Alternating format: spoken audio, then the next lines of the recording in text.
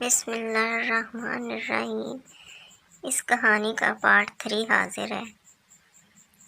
ان کے جانے کے بعد میری قبر میں تپش ہونے لگی تھی۔ میرے بائیں طرف سے ایک کھڑکی نما جگہ کھل گئی۔ اس کھڑکی میں سے آگ شعلوں کے ساتھ میرے قریب ہو رہی تھی۔ قبر میں بدبو بڑھنے لگی تھی اور قبر چاروں طرف سے تنگ ہوتی جا رہی تھی۔ آگ کی تپش سے میرے جسم کا بایاں حصہ جل رہا تھا۔ میں چیخے جا رہا تھا، چیخ کر پوچھا، یہ مجھ سے کیا ہو رہا ہے؟ کیوں میری قبر تنگ ہو رہی ہے؟ آگ کیوں میرے جسم کو جلا رہی ہے؟ قبر سے آواز آنے لگی، اے انسان، قبر کا تنگ ہونا، بائیں طرف سے کھڑکی کھلنا، یہ سب تیرے اعمالوں کا کیا دھرا ہے۔ تو اگر دنیا میں خود کو تنگ رکھتا تو تمہیں یہاں وسیع قبر ملتی۔ اب تیرے چیخنے کا کوئی فائدہ نہیں۔ یہاں تیرے جیسے تیری طرح کے بے شمار انسان چیخ رہے ہیں۔ یہ سب تجھے پہلے سوچنا چاہیے تھا۔ اب عذاب کے لیے تیار ہو جا۔ وہ آواز خاموش ہو گئی۔ آگ میرے بہت قریب آ چکی تھی۔ میرے چہرہ آگ سے جل رہا تھا۔ اس آگ کی تپش دنیا کی آگ سے کئی گنا زیادہ تھی۔ آگ کی تپش مزید تیز ہوتی جا رہی تھی۔ کچھ ہی لمحوں میں میرے جسم سے ہو کر پورے جسم کو جلانے لگی تھی۔ بہت دیر تک میں آگ میں جلتا رہا، چیختا رہا، پر وہاں کوئی میری چیخ پکار سننے والا نہیں تھا۔ کچھ دیر بعد میرے جسم سے آگ بجھنے لگی۔ میرے جسم کو ٹھنڈا سکون مل رہا تھا۔ میں نے پھر پوچھا، اچانک میرے جسم سے آگ کیوں بجھ گئی اور میرے جسم کو راحت بھرا سکون کیسے مل رہا ہے؟ میں تو گناہگار ہوں۔ غیبی آواز سے مجھے جواب ملا، دنیا میں تیرے وارث تیری بخشش کے لیے قرآن خوانی کروا رہے ہیں، اور جب تک تیرے لیے قرآن کی تلاوت ہوتی رہے گی تب تک تمہیں کوئی عذاب نہیں دیا جائے گا۔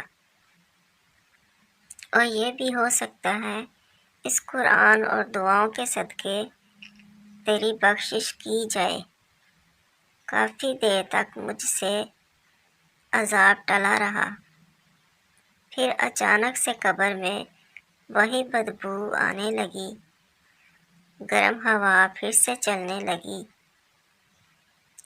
پھر سے بائیں کھڑکی کھل گئی۔ پھر غیبی آواز آئی، دنیا میں تیرے وارث اب بھی اگر اپنے دوستوں اور دنیا کے سامنے نام بنانے کو چھوڑ کر تمہارے نام کا صدقہ خیرات غریبوں اور مسکینوں میں تقسیم کریں تو اب بھی تمہاری بخشش ہو سکتی ہے، کیونکہ خدا تب بہت خوش ہوتا ہے جب کوئی اس کے بھوکے بندے کو روٹی کھلاتا ہے۔ اب تو اپنے عذاب کے لیے پھر سے تیار ہو جا۔ اس کے خاموش ہوتے ہی پھر سے آگ کا جلنا، ناقابل برداشت بدبو۔ میں پھر سے چیخنے لگا۔ اتنے میں میری قبر سے ایک بڑا بچھو نکلنے لگتا ہے جو میرے پاؤں سے ہو کر میرے منہ کی طرف آتا ہے۔ اتنے میں اس کے جیسے اور بھی بہت بچھو نکلنے لگے جو انسانی ہاتھ سے بہت بڑے، موٹے، کالے اور خطرناک تھے، جنہیں دیکھتے ہی میں تڑپنے لگا۔ پھر چیخ کر پوچھا، یہ کیا ہو رہا ہے مجھ سے؟ غیبی آواز سے جواب آیا، اے انسان، یہ بچھو تمہارے گناہ سے پیدا کیے گئے ہیں۔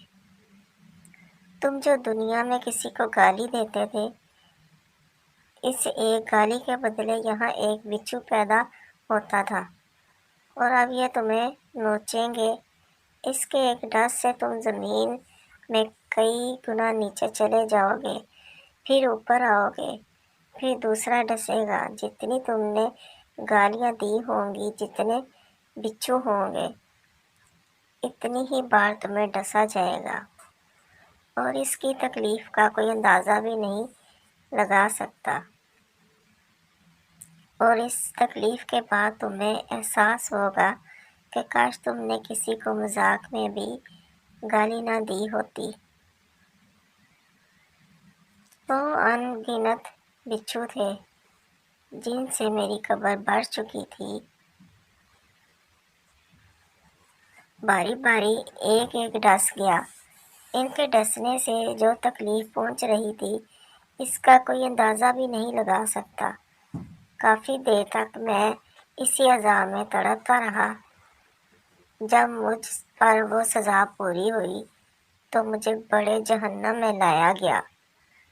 وہاں کی دنیا ہی الگ تھی، ایسی دنیا جس کا کوئی تصور بھی نہیں کر سکتا۔ جہنم کی دنیا میں بہت بڑی تھی، ہر جگہ آگ ہی آگ تھی۔